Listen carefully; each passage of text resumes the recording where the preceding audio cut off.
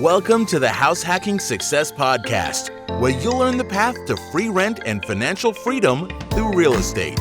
Featuring your hosts, Brad Labrie and Drew Klingler.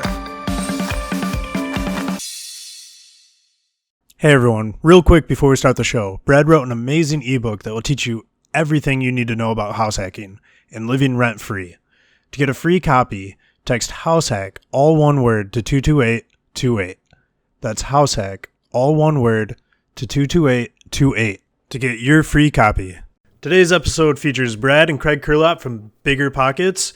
This episode is actually an Instagram Live that was aired this past weekend, where Brad and Craig talk about all things house hacking. Craig tells his backstory, and they also talk about the current pandemic and how it's affecting real estate. Hey, what's going on, man? What's up, man? How are you? Good, man. How are you? Doing good. So we got a few people already joined here. Let's kind of take you back, for those that don't know about your journey, and speak a little bit to how, of course, you're a best-selling author for Bigger Pockets. You worked with them for a while, but you just recently quit that, and talk a little about your journey. Yeah, man. Shoot, how far back do you want me to go? Well, let's start with your real estate journey. You know, kind of what got you into real estate, your first house hack. Yeah, for sure, man. So, I was out in California working in like the venture capital space out in Silicon Valley. Typical corporate finance type role. Absolutely hated it. Just wanted to get out. Didn't want to do that job. And in hindsight, that was actually a blessing because it made me realize I didn't want to work for 40 years. And basically, I discovered real estate investing and all this other stuff. I discovered Bigger Pockets. I ended up getting a job at Bigger Pockets, moving to Denver in April of 2017. Actually, my 3-year Denver anniversary is coming up here in like 2 days. Okay. Actually, it's tomorrow. Awesome. I started at Bigger Pockets on April 3rd, 2017, and basically never looked back. My goal in Denver here was to obviously do as best as I could at Bigger Pockets, and then also buy my first house hack. And so by June 2017, I purchased my first one. It was a duplex about 1.5 miles from the office. I lived in the bottom, rented out the top, and then I Airbnb'd out my bedroom, right? And that's kind of like where people probably know me most as the guy behind the curtain. I Airbnb'd my bedroom. I set up like a curtain and a room divider in the living room. That was my bedroom for a year. And, I was cash flowing about $700-800 a month on that property. That allowed me to save up enough money in the next year to buy my second house hack. And then I did basically the same thing again, except this time I bought a 5-bed, 2-bathroom house, lived in one room, rented out the other 4, and, was on my way to, again, did the same. It's rinse and repeat. Did the same thing in year 3, and after basically 2.5 years, I was able to quit my job at Bigger Pockets because I officially became, financially independent, and now I've been taking on real estate, being a real estate realtor full time, because now I'm kind of helping people in the Denver area go ahead and purchase their first house hacks or purchase their investment properties, guiding them along the way. And it's been a tremendous amount of fun, and now I get to do what I truly do love to do, and still in touch with everybody over at Bigger Pockets as well. Absolutely, and I'm kind of in a similar boat, transitioning as an agent. But a lot of people have opposition maybe to that level of sacrifice. Talk through your mindset, living behind a curtain. I mean, I've done similar things, and a lot of people kind of have that entrepreneurial bug to make as much money, cover the mortgage, get paid a little bit. Talk about that sacrifice and how. What that was like going through it and how much of an advantage that was. I mean, you touched on it a little bit, but.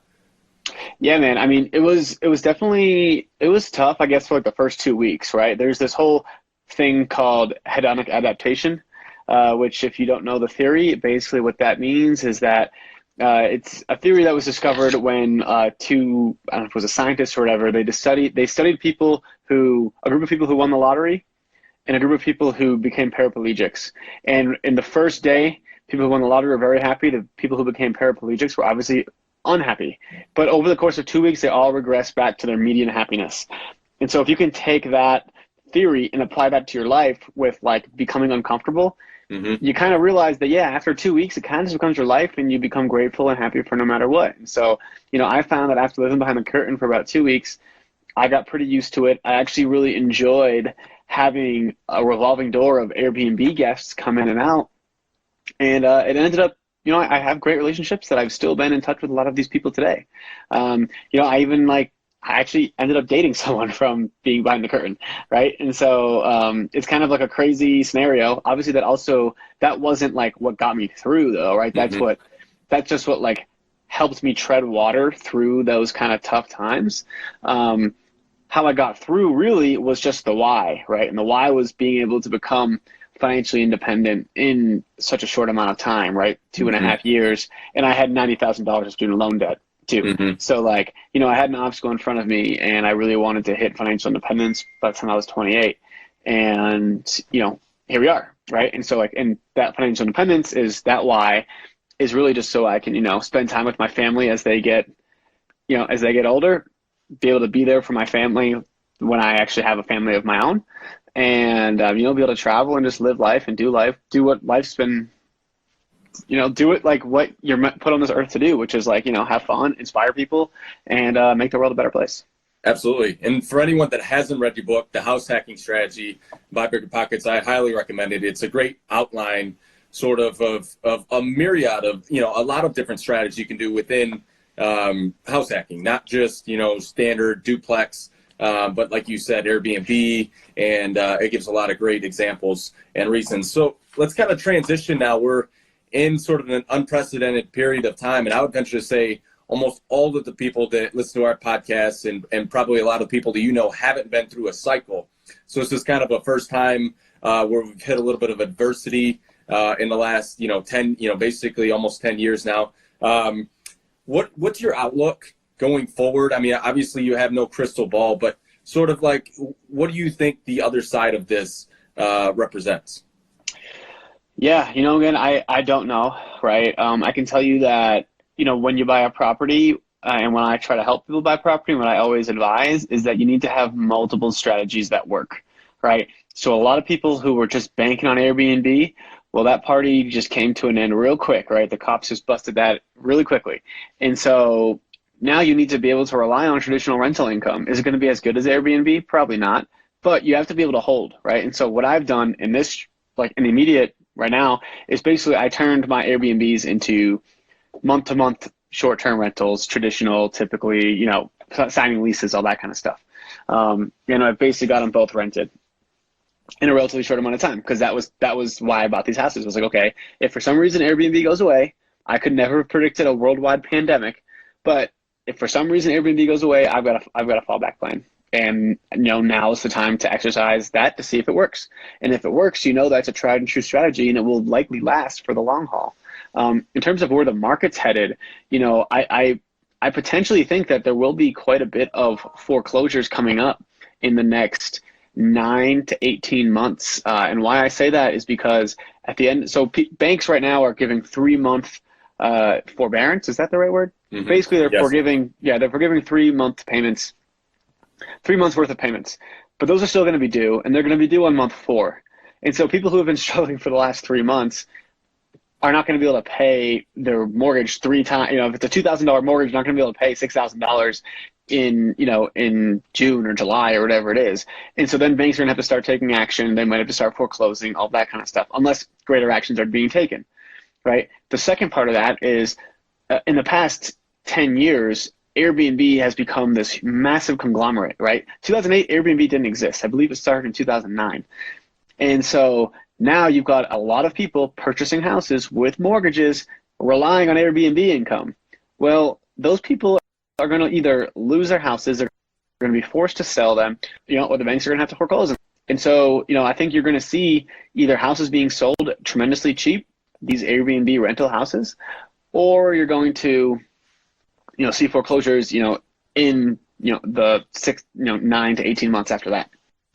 Yeah, absolutely. And being able to adjust, is probably, like you said, a staple of being a successful entrepreneur in the long run, or landlord, because, these cycles, like you said, you have to be able to use different strategies at different times because they don't all work, all the time. And like you said, you had to adjust from Airbnb to, leases on the fly. And I know a lot of people as well have done something similar. So let's kind of talk about that. Maybe people that do have leases that, obviously with unprecedented unemployment right now in America, a lot of that is going to fall under the tenants, right? The tenants are most of them are restaurants, things like that. How should landlords approach that conversation?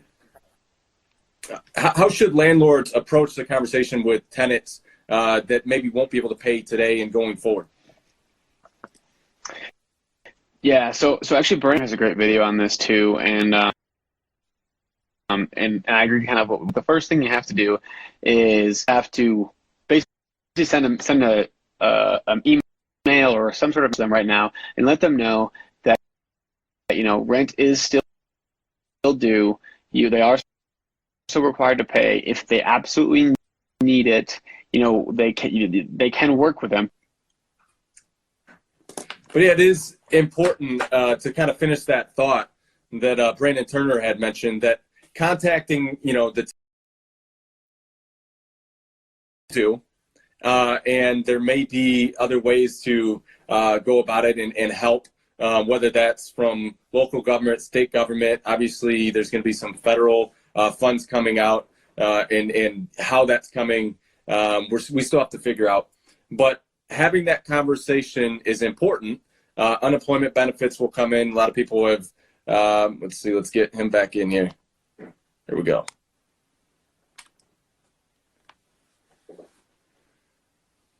Craig's coming back in here. Hey, okay. Can you hear me now? Yep, there we go. All right, sweet. Sorry about that. Technical difficulties as well. No worries at all. But going back to your point about how Brandon Turner had mentioned, to reach out and still saying that rent is still due. Yeah, so rent is still due. Nothing changes basically. If they come to you with the problem, research in your county and figure out what resources, like what government resources are available to help people start helping them pay rent. Like there are a lot of things the banks will do, and a lot of things, not the banks, but the government is doing a lot of stimulus packages, all that kind of stuff to allow to help tenants pay rent. Like they realize that's a huge problem for a lot of people. If you have a problem meeting your mortgage, like you have a small business, right? So you can apply for a small business loan, and the government is offering loans there at crazy low rates to help people out. They're giving, banks are forbearing for 3 months, so you can also be part of that and do that as well. There's a lot of things that you can do to help your tenants out. But, this is not a good situation for anybody. Everyone's taking a financial blow here, and no one is going to come out of this profiting. At least no one should come out of this profiting. And so, you just have to do what's right, do what, the last possible you want to do is forgive your tenants and have them not pay rent for a month. But one thing you could potentially do is, okay, you can't pay this month. Well, we'll attribute this month's rent over the course of the remainder of the lease. So now instead of paying, $1,000 or $1,200 right now, you add $100 to every other month's rent for the rest of the lease. Something like that, right? Like, just be creative, work with them, and realize that this is very much a human game, and yeah. And being proactive is important. Reaching out to local government and state government, being informed, reading on it, it's important because you can help your tenants. There's a lot of programs going out there. There's a lot to gain by obviously this whole thing not collapsing. So the government is doing a lot. They're doing their part. Obviously, unemployment will help a little bit at some point. So just being proactive, having that conversation, like you said, I think is really important. Yep, exactly. Just have a conversation. So going forward, given the fact that this probably is the first cycle that many people have seen, what can be taken away from this? Like, what lessons can young landlords take away from things like this, things that are outside of our controls, things that no one could have predicted? What you can learn is that the market works in cycles, right? This was kind of a long upswing we've had of, 10 plus years, and it went up really fast and people got really rich. And when a lot of people get really rich, a lot of people get really greedy and they get a little bit too aggressive, right? So you always want to have a cash reserve, right? You always want to have some sort of liquidity. You want to make sure that your properties work in multiple scenarios, right? Have multiple exit plans, whether that's Airbnb, whether that's renting out by the room, whether that's renting out traditionally, whatever it is. Like, you want to make sure your property works in multiple ways. Yeah, absolutely. Absolutely. And reserves are important. None more important than right now. I've been telling people, especially our age now, this is a great opportunity for people that have kind of prepared and done the things that you've talked about, having reserves on properties, being diligent, not overspending in your personal life. This can be a real big sort of branding moment going forward, especially for people that are looking to use private lenders and, it kind of be in a growth stage going forward. This is sort of a opportunity to be able to say, hey, listen, adversity is going to happen in my career, but I was prepared for it. And that's obviously a lesson that people can take away from things like this, because they are completely out of our control. For sure. Yeah. And imagine if you are able, but right, like you just said, right? Like, spending significantly less than you make. Like, you should be spending at, your savings rate should be at least 50%. If your savings rate is 50% of what you make, you're not going to lose, right? You're always going to have a large cash reserve. And then people with cash right now are getting ready, right? They're locked and loaded. They're pulling their arrow back and they're ready to fire once an opportunity comes. And I would recommend that anybody with cash, keep stacking it up, keep on holding it, because the opportunity is going to come soon here, whether it's in stocks, whether it's in real estate. The stock opportunity could happen right now, right? I just put some money in Boeing for shits and gigs, because, right, it's down 70% and it's a huge company, right? I'm sure it's going to go back up. Right. I think the stock market is a little bit gambling, which I'm willing to lose the money that I put into that. But with real estate, it typically lags the stock market a little bit. So maybe wait a few months and kind of see how it goes. Absolutely. Absolutely. A lot of lessons. And again, like you said, savings rate. I think that might be the biggest metric somebody can track over, especially being younger. If they're trying to reach fire, or retire early, that might be the metric that can get you there the fastest, is tracking that. No matter what you make, it's based off a percentage. And, having a 50% savings rate, the average American spends 30 to 40% just on housing. And so if you can eliminate with house hacking, like you and I talk about a lot, that can go a long way towards reaching that 50 or more savings rate. Yeah, man. If you house hack, that's 33% of that 50 right there. Yeah. Right. So it's not hard to get to if you're house hacking. Absolutely. So there's sort of probably three groups of people that are listening to this right now. Maybe people that want to house hack, but they haven't yet. A second group that may be on their first house hack and they're going through this. Maybe they're having issues with tenants not paying and kind of wading the waters with all of that. And then maybe a third group that's in a growth stage. Maybe they've had one or two house hacks. They're looking to potentially do more. Speak to maybe what each group should be doing now. A lot of areas here in Michigan, we're until April 13th, we're in self-quarantine. What should people be doing during this time off and during this uncertainty in the market? Right now, you should just be learning as much as you can. You should be saving as much money as you can, or limit your spending as much as you can. And also start analyzing deals. Start pretending like it's real and you're about to take action, and see what steps are next and what you can do. Maybe start talking to your lenders to get ready, so that when the right deal comes, you're ready to go. If I would not recommend taking action if this is your first deal and you're going to use your last savings for your down payment. I would not recommend that right now, because we don't know what's going to happen, and it's murky waters right now. So I would just kind of just keep saving, keep putting yourself in a better and better position, and when it comes time to take action, you'll be ready, right? I had someone. I went under contract with someone actually a couple of weeks ago, and she had about $30,000 saved up, and she was using about $25,000 for the down payment. And in a typical normal scenario, I would say, yeah, you're likely to be okay, because you're going to make that money back pretty quickly and you'll have a pretty good and she makes good money too. So she'd be able to save that back in a few months. But now I say, hold on a second, right? Like, let's actually probably back out of this deal, because you don't know next month, right? You don't know if this quarantine is going to be lifted. You don't know where we're going to be with the coronavirus in a month. I mean, hell, a month ago, life was pretty normal, right? Mm-hmm. So, yeah, well, if you're in a position where you're not afraid to lose the money that you're about to invest right now, I would say just hold it. Absolutely. So we've got a few questions here. One of them, let's see who this came from. Book saved my ass. It said, what book has helped you most in your house hacking journey? And first of all, your book is one that everyone should definitely read. But for yourself, during your journey, what book was that? Yeah, honestly, if I had to pick out one book that helped me through the house hacking thing, and honestly would probably be the rental property book, or the book on managing rental properties. Just because that, like, managing rent, like the rental property book and house hacking isn't a totally different concept. Like, you can easily apply what you learn from one and the other.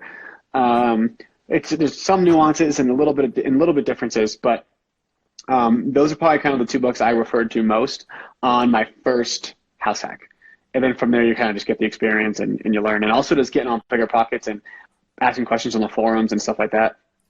Absolutely. Another question is, like, how should we be analyzing deals? You mentioned analyzing a minute ago, especially people that are new, that maybe, have been saving, they have a little bit of money, but maybe that would be the entirety of the down payment and they don't feel comfortable doing that right now, like you mentioned. Kind of like, what are some of the analyzing metrics that you use, for potential house hackers? Yeah, so you basically I would talk to a lender, right, and figure out about what your monthly payment's going to be. That's going to differ from market to market, right? But in my market, a property that's like $400,000, which is typically normal for what we're buying here, is going to be about $2,400, right? And so then you're going to want to know, okay, how much, if we're going to do rent by the room, how much is each room rent in each area? And so after being here enough, you kind of know, but I would just go ahead and look on Craigslist and look on Facebook Marketplace and see what other people are kind of listing their rooms at, and assume you're going to get a little bit less than them, right? Because if they're listed, it means they're not actually rented yet. And so assume you're going to get a little bit less than them, and go ahead and see if the deal works. If you're making $800 to $1,000 or more over the mortgage, at least in my area, I'm pretty comfortable going through with that deal. If you're not, then I want to have a few $100s of reserves, maybe a little extra. You want a few $100s in cash flow to pay yourself with. So that's how I always that's how I analyze my deals, and I kind of do it in my head. But in your area, I definitely recommend just, going on Facebook Marketplace, going on Craigslist, looking them up, figure out what your mortgage payment's going to be, and just going from there, right? Don't over analyze it, and don't make it harder than it has to be with all of these percent vacancy and percent capex and all that kind of stuff. Yeah, absolutely. And a lot of times, there is a time for due diligence, and during your maybe inspection period, I mean, you really want to know everything about the property. But when you're analyzing deals, especially as a house hack, I think one of the most important metrics that a lot of times people forget is what you and I mentioned a minute ago, was the fact that you're saving 33% if you can get to the point where you have no housing expense. And of course, we have different expenses that we want to put aside for maintenance and for reserves and things like that. So that is sort of money we're putting aside. But that's a 33% ROI, instant ROI, if you can get to zero, that every other investor, they can't count on. If you're competing against traditional buy and hold investors, right? They need to have 20 to 25% down. They need to have 6 to 12 months reserves. They need to have a lot of money brought to the table at closing, where you can potentially come in with, 0 to 5%, depending on kind of what you're doing. And you're saving 33%, and that's the huge ROI over the long term. Yep, exactly right, my man. Yeah. Such a huge point. It's just, that's why your house hack is for that saving on the rent expense. And that's 33% of your savings right there. I mean, yeah, I totally agree. Yeah, it's sort of a metric, I mean, most people get it, but I think it's something that can be measured too. And I tell people a lot, depending on and there's other, things you want to look at.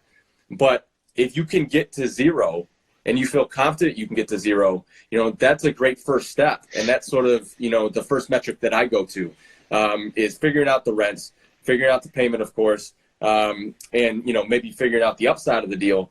But if that 33%, it is the ROI, and I try to drive that home. We got a question here from Junior, who is talking about renting mobile homes and renting potentially by the bedroom. What do you think about that as an investment? Is it a good investment? Is it a horrible investment? He's asking.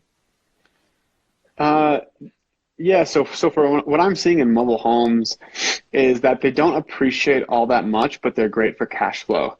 So if you're looking for straight cash flow and not much appreciation, mobile homes, I think, are probably a good investment. Obviously, you have a different demographic of tenant looking for a mobile home.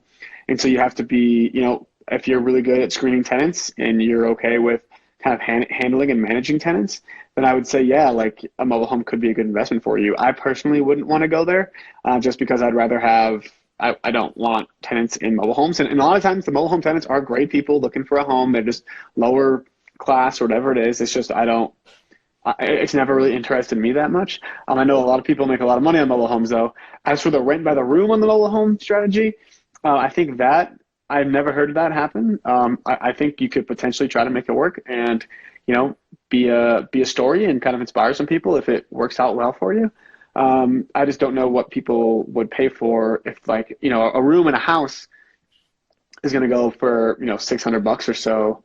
Maybe a room in a mobile home goes for $200 or $300, but then is it really worth having multiple tenants that don't know each other for an extra maybe $50 or $100 a month? I don't know. It could be. Right. I just don't know much about it. Yeah, awesome. Yeah, I agree. We got a second question here. What do you recommend doing between house hacks? He says that his first house hack is going well, and he's preparing himself for a second here towards the end of the year. What is that? A lot of people get this question. A lot of people agree that maybe between 1 and 2 may be more difficult than between 0 and 1. And I'm sure you can attest to that. Like, what should we be doing between the first house hack and the second one? Yeah, I mean, there's a lull period, right? After you finish up the first one, you've done the rehabs and you've got it all rented out. You've got to wait sometimes 6, 8, 9, 10 months until you're eligible to get your next one. At that time, man, all you got to do is just pinch your pennies, look to make sure you're being as efficient as possible, save as much as you can, do a side hustle if you need to, or make sure you're doing really good at your W-2 and work as hard as you can at that. And it just stay focused and stay ready and able to get the next one. I wouldn't recommend doing anything too crazy. You could, as a high risk, high reward play there, but I guess what I did was I just buckled down, saved every penny that I possibly could. And I remember having that same feeling of man, what do I do now? But really, a few months isn't that long. So just, stay focused and stay disciplined. Absolutely.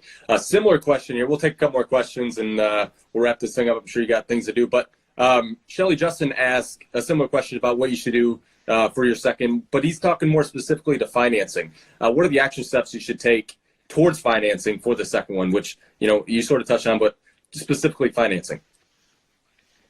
Yeah, so the second one's going to be the hardest one for you to get on a financing perspective, because if you haven't been a landlord for 2 years, then you can't use that income as part of your debt to income offset.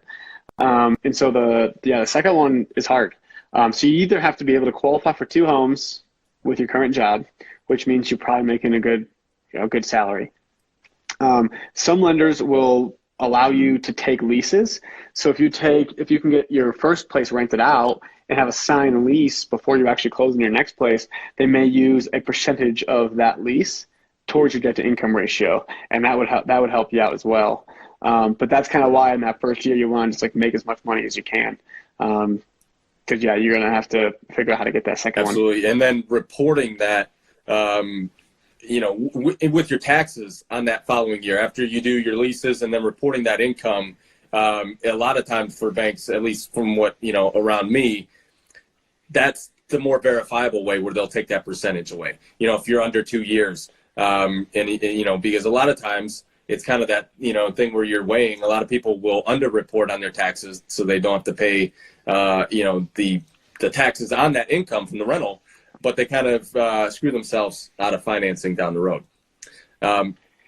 Yep. So Samantha asks, have you ever tried house hacking in a very high-end home? Now you're out in Colorado, which is, a little bit higher end. Speak to that maybe, which is a little bit different than maybe someone, kind of the mid-level scale. Yeah. So, I mean, the house hacks that I have been house hacking are kind of like pretty middle-class homes. Like, they're right kind of down the middle for where people would hear. I haven't done anything super high-end. I do know somebody, though, that is, I think, out in Seattle. That's doing some really high-end stuff. They buy $600,000, $700,000, $800,000 homes, and they rent. They put a bathroom in each room, and they kind of go all out with this rent by the room strategy. And they're doing very well. He just got some recent press recently. I actually forget his name too. I've only talked to him like once. I wish I remembered his name, but so like there are people that definitely do the high-end stuff if that's kind of what you want. But if you're going to do high-end stuff, you have to go all out and provide them with their own bathroom and Netflix subscription, all these kind of things. And maybe all they do is just share a kitchen. Yeah, absolutely. And maybe going, I know some people in higher markets, some in Florida and California, and where Airbnb can be a great, substitute, whether it's a multi-unit or just a larger, 3-4 bedroom house. You can rent by the room through Airbnb. And that could be a great way to, of course, right now is really challenging. And this is something that we've never faced before, where basically Airbnb is almost entirely, probably at some point will be almost completely shut down, as air flight, airlines get restricted and things of that nature. But it can be, if you're going to go on a higher end market, being creative like that can work. Yep, exactly. So Taylor asked where we are geographically. Of course, I'm in Michigan and you're in Colorado, but speak to North Carolina where you just invested yourself. Yeah, so I've got 3 properties, 5 units here in Denver. I just purchased actually 3 more in North Carolina.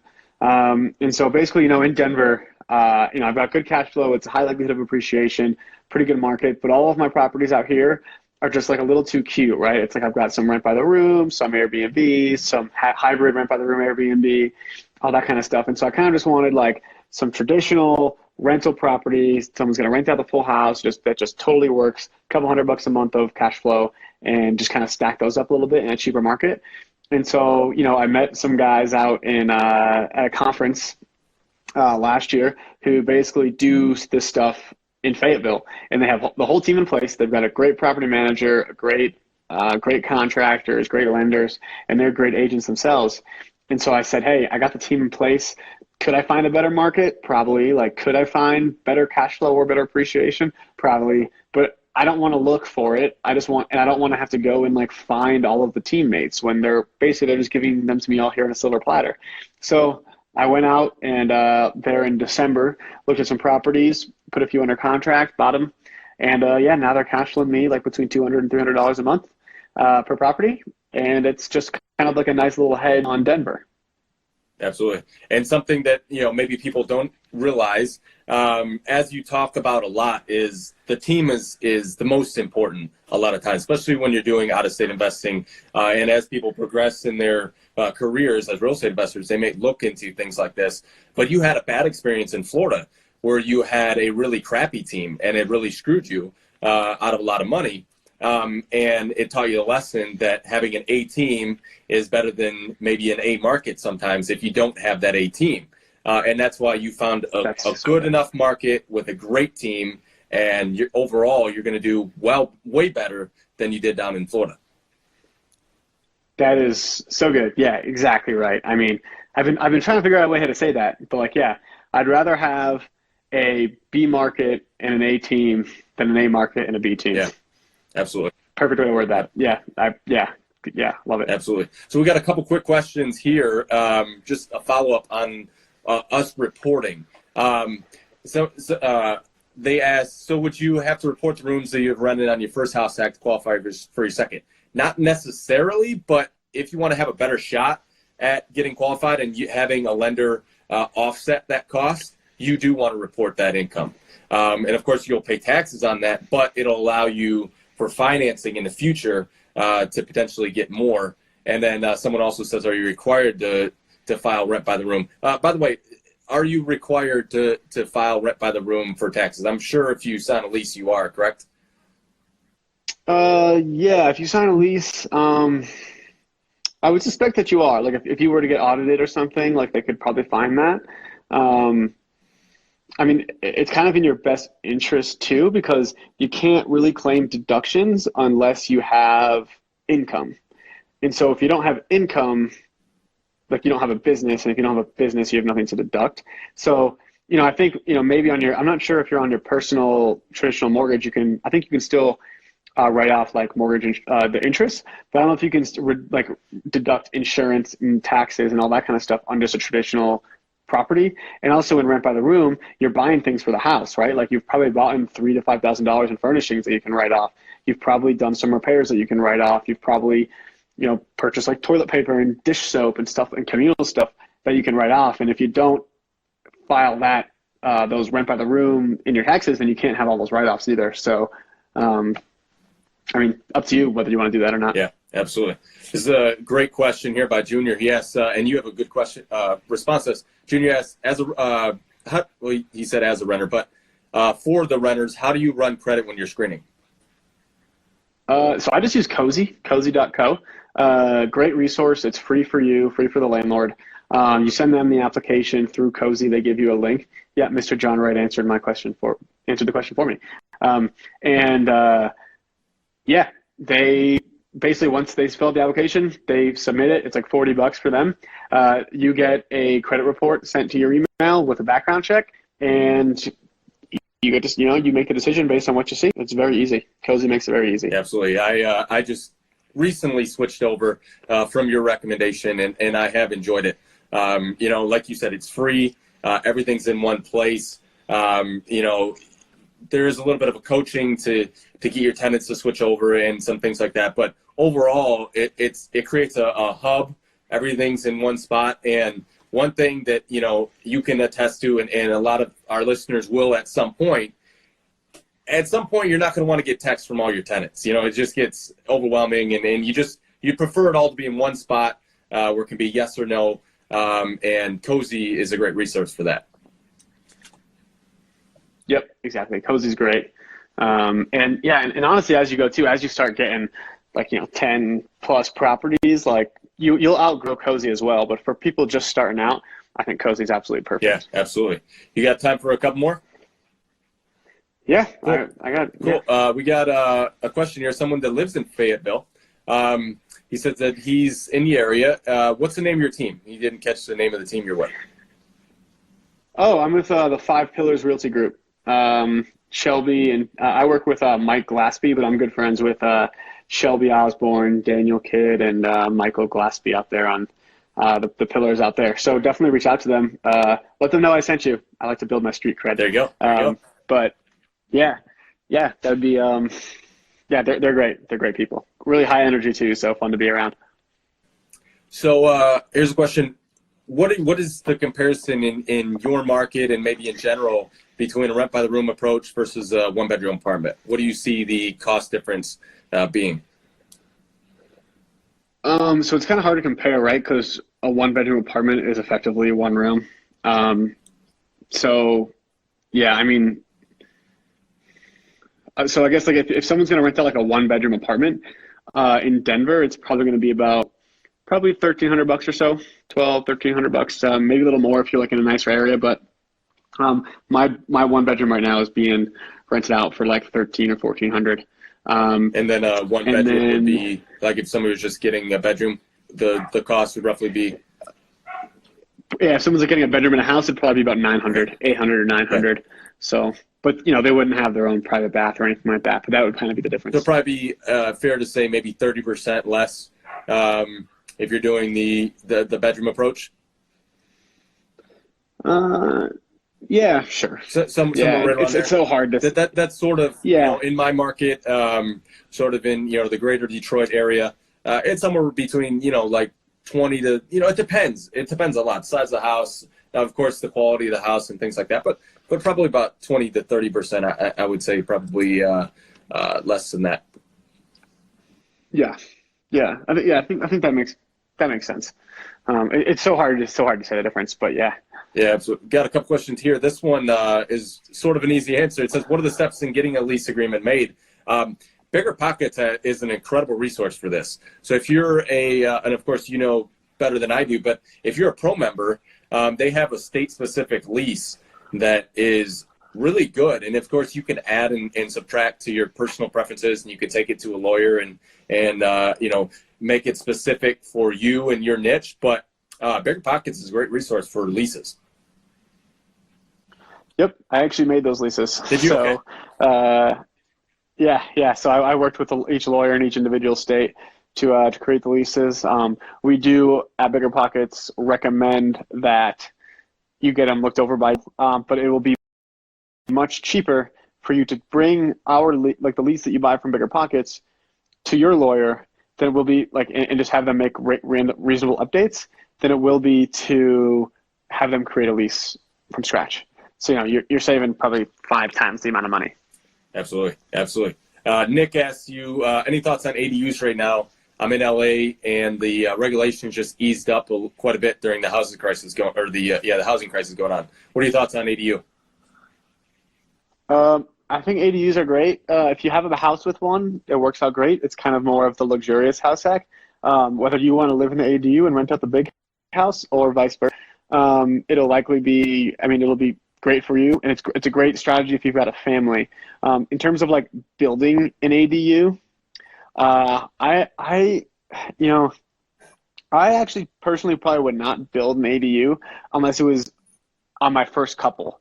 The reason for that is because it's a lot of money to build an ADU. You're probably talking about $50,000 or $60,000 to build an ADU. You got to add plumbing, you got to add electrical, you got to pull permits, you got to add a roof, all this kind of stuff that costs a lot of money. And frankly, I just don't know if the juice is worth the squeeze kind of thing. Now, if this is your forever home and you plan to live here for 5 or 10 years, absolutely, it's worth it. But yeah, just for me, as I give advice to kind of people just starting out, I think the ADU is a little bit more of an advanced play, or for someone kind of looking to stay in the property for a longer amount of time. Absolutely. We got a attraction. What's the biggest attraction in the house hack? And this question, it all depends on context and who you're trying to attract. But this one says, is it a kitchen, a porch, backyard, parking, number of bathrooms, common area side space? What would you say has been the biggest attraction for you for tenants? Yeah, that's a great question, actually. I would say a bedroom to bathroom ratio is going to be really high up there. For me in Colorado, we get a lot of hail. So garage parking is pretty big, garage or just parking. Backyard and porch, surprisingly, not really many people care much about that. But I guess it's when you're doing showings, it's nice to show off, but I can't say people actually use my backyard much, very rarely.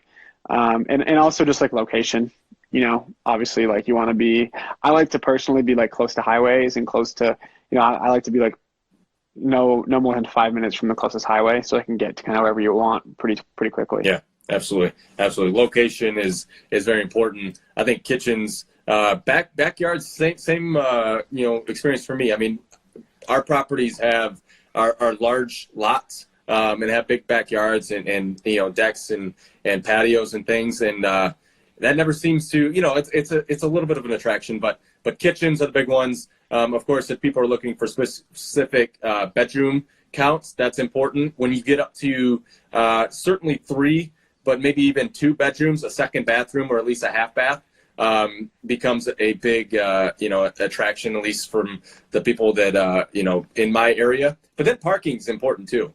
Especially if you're getting something more than just a duplex. When you get into 3 units, it does become an issue with parking. And I would say that people are attracted, especially if they can have a second or third vehicle there, if you have a decent amount of parking. Yeah, I think if you have even in a 5-bedroom house, right, you got 5 people living in there, all the properties that I buy that are 5 bedrooms are kind of out in the suburbs. So, street parking is not a big deal. Usually there's 2 or 3 spots in the driveway. But yeah, if you're getting 5 people in a house in the city, it's going to be much harder. Absolutely. Diego's here. Diego's here. Diego. We got a bunch of people on here. Let's go to this one here. John Wright, he had a question above here I was going to ask. We missed it. He's asked about appreciation and what are we telling our tenants. So we'll answer both these. For somebody that has a house hack, and maybe if we get past this and we don't have significant economic loss, do you prefer like cash out refinances or HELOCs? I get this question a lot.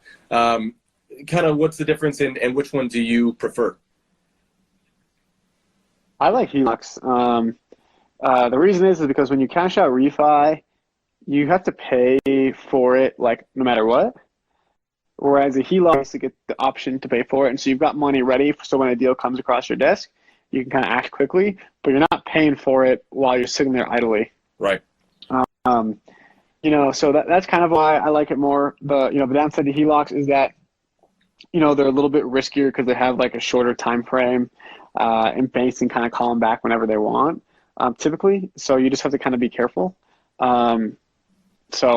Yeah, but I personally, I've got HELOCs, and that's what I prefer. A lot of times it just depends on the strategy too, of what you're trying to do. Because I know a lot of people, just a business partner of mine and local investors that I work with, they use HELOCs for, whether it's flipping properties or doing kind of the BRRRR strategy, for short-term capital and things of that nature, and it can be very, very advantageous. Now, John Wright asked, we kind of touched on this a little bit earlier, but what are you telling tenants right now, that are going through, tough times? I've been fortunate that none of my tenants are. But if they are, you first want to just obviously let them know that rent is still due. You are human. You want to empathize with them. You want to let them know, you feel for them and stuff. I would just say, point them to the government programs that the government is helping people pay rent. Point them to these things that they can maybe apply for. If you yourself if you're legitimately hurting because of this and you can't make your mortgage payments because they're not paying you rent, then I would go ahead and apply for your 3 months deferment or whatever it is. And kind of just use what the government's giving you as kind of the first step. One of the last actionable things I would do, but would do it if you needed to, is work with them and say, okay, you can miss this month, but we're gonna take this month's rent and we're gonna attribute it over the next 9 months or whatever the remaining part of the lease is.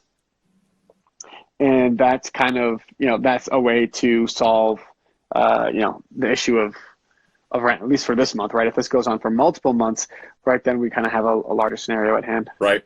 Travis, at the Young Retiree by 33, we had him on the show. He's on his second house hack, and he said that he just had to shut down all my Airbnbs based off the governor's executive order put in place in Florida. So I did actually read that Florida is shutting down as well. So a little bit of transition similar to what you had. So these are trying times, but again, being able to adapt and being flexible is going to help you in the long run. No matter what happens with this, there's going to be another cycle at some point. No matter what the causation is, you have to learn to be flexible and be able to adapt when things like this happen. Yep, exactly. I mean, that's kind of like that's like the investment thesis. Like every deal's got an investment thesis, right? It's like, okay, I like this property because A, it can be Airbnb'd. B, I can make it a long-term rental and it will be totally fine. C, I can rent it by the room. It's got to have multiple strategies in case something happens, right? You just have to be flexible. And as humans, we adjust, right? And so even if you think the deal is super risky, that before you lose all your money, you're going to do something to make that deal work, right? You're not just going to let it kill you. Absolutely. Well, we got a bunch more questions. We probably won't be able to get to all of them. We've been on this call for an hour or so, but I really do appreciate you coming on here. I think you've had a lot of help and encouragement for everyone out there. A lot of people are asking kind of about what's going on with the tenants. Should you diversify with jobs and professions and things like that? I think the biggest thing is just long-term being able to store up cash reserves. I mean, the government's going to help out a lot, obviously, right now. But making sure you have that conversation with your tenant stating that rent is still due and that, beyond that, let's figure out how we're going to pay it, not deferring it. But like you said, I've read a couple articles. Some of the mortgage guys that I work with have sent me some stuff. There's going to be some relief. And like you talked about forbearance, there's also going to be something that was similar that you talked about with doing with the tenants, where they're actually going to do capitalizations, meaning that over the course of your loan, they're just going to add to that. They're talking about adding that difference of missing 3 months deferring to the life of the loan. So your loan would just go up by that much going forward and things like that. So they're going to, going forward, they're going to help the consumer a little bit. But be proactive. Talk to your mortgage companies, talk to your providers, talk to your tenants. And I think going forward, we can all work together and learn from this, because there's a lot to learn in all this. Yeah, I mean, trying times is a great time to learn, right? It's when we get through it all, we'll all be that much stronger. So just power through, keep